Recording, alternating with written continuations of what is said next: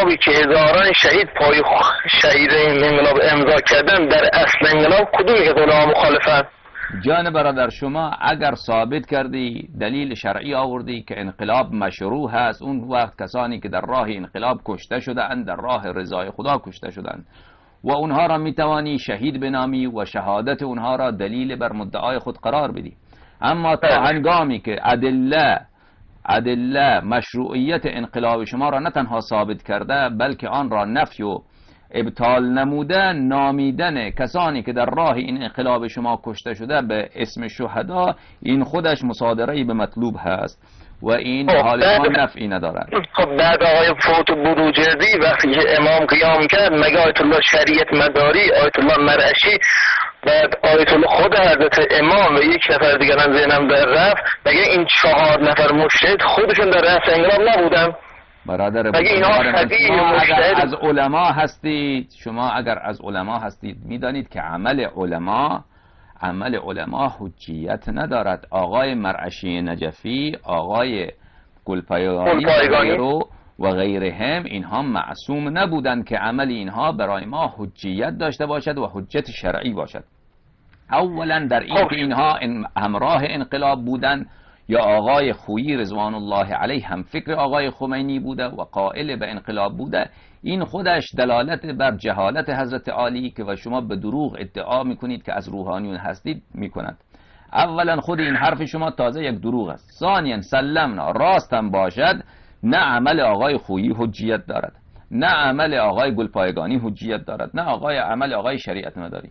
دلیل شرعی قرآن هست و کلام و سنت اهل بیت علیهم السلام و فعل. اگر خود امام زمان در توقیه‌نامش نمیگه و اما الحوادث الواقع روایت ضعیفه و در مقام دلالت هم دلالت بر ولایت فقیه ندارد. شما برادر بله، این روایت توقیع شیء و اما الحوادث الواقعه ترجعوا فيها الى روات احادیثنا، این حدیث در نهایت ضعف سندی قرار دارد. اولا ثانیا شما یک نفر از مخالفت میکنید، امثال مثل آیت الله دسقی، اشرفی اصفهانی، اسدالله مدنی، آیت الله قاضی. من اینا رو که ذکر کردی، من به اینها کدام بله مقلد اینا نیستم که اینا برای من کلام اینها کدام بله کوه باشد که من در برابر اون خم بشم. حالا گوش بکن جان برادر من یک نفر نیستم. گوش کن، حالا گوش کن یک لحظه جان من، یک لحظه. من یک نفر نیستم بلکه معظم علماء شیعه در طول تاریخ موقفشان همین بودم. این که این حدیث شریف دلالت دارد بر این که شما انقلاب بکنید یا فقیه ولایت دارد. خوب گوش بکن برادر بزرگوار من، خوب فکر بکن، ببین دین خدا حقه و ما و شما پیش پروردگار عالم روز قیامت جوابده هستیم. اگر من اینجا مثلا یک چیز را اهل بیت علیهم السلام فرموده او را پنهان بکنم، تحریف بکنم، یعنی خودم را جهنمی ساختم، خودم را مورد لعنت اهل بیت علیهم السلام قرار دادم. یا همینطور شما به خاطر حکومت دیگران بیایید خودتان خدای نخواسته یک چیز اهل بیت علیهم السلام نگفته هلکی اینجا شعار بدید که فرموده، این هم برای شما گناه است. لذا برادر عزیز من، ما و شما باید از خداوند متعال اهل بیت علیهم السلام حیا داشته باشیم. حرف در اینجا است توقیع. و اما الحوادث الواقعه فرجعوا فيها الى روات احاديثنا فانهم حجتي عليكم وانا حجة الله. در حوادث واقعه مراجعه بکنید به روات احادیث ما. آیا این که اونها حجت من هستن و من حجت خدا هستم؟ اولا این حدیث از لحاظ سندی ضعیفه فسقط الاستدلال، پس نمیتواند مورد دلالت قرار بگیرد. ثانیا شما میگید که من اینجا یک نفر هستم مدنی دست غیب، اونها با من مخالفن. جان من مدنی دست غیب را اینها را عرض کردم که کوه حساب نمیکنم که در برابر اون خم بشم. شما تاریخ علماء شیعه را ببینید، روات احادیث چی کسانی بودن؟ اون زمانی که این حدیث شریف صادر شد، توقیع شریف در عصر غیبت، روات احادیث مثلا نواب اربعه بودن، سعد بن عبدالله قمی بود، مرحوم کلینی بود، امثال اینها بودن، ابن الولید شیخ استاد شیخ صدوق بود، امثال اینها و کنار بودن. گوش کن جان من، گوش کن استدلال را بفهم، اون وقت رد بکن. یک لحظه تمام گوش کن.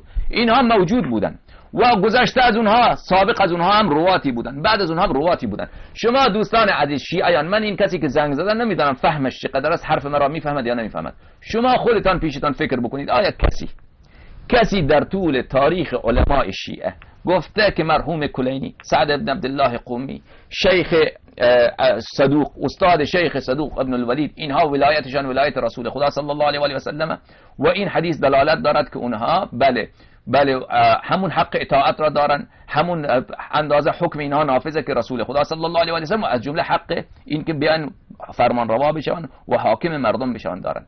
برادر عزیز من، این حرف آقای خمینی حرفی هست که دلالت دارد بر عدم اجتهاد آقای خمینی. آقای خمینی فقیه نبود، شما میگید امام، نه امام بود، نه فقیه بود، نه مجتهد بود، یک انسانی بود که او کوچکترین روایات را فهمش را نداشت و به خاطر همین عده زیادی از مردم را گمراه کرد. این حدیث هیچ وقت دلالت ندارد که روات احادیث، راوی زراره، مسلم، مرحوم کلینی، شیخ صدوق، اینها حق فرمانروایی بر مردم را دارن. اولا سند نداره حدیث، مورد استدلال قرار نمیتونه بگیره. ثانیا از لحاظ دلالت برادر عزیز من، نهایت چیزی که دلالت میکنه اینه که شما پیش روحانی راوی حدیث برید که به شما حکم خدا را بگوید. در این مقدار ما قبول داریم و در آن منازعه نیست. فرمایشی دارید به گوش میکنید. قطع کرد رفت.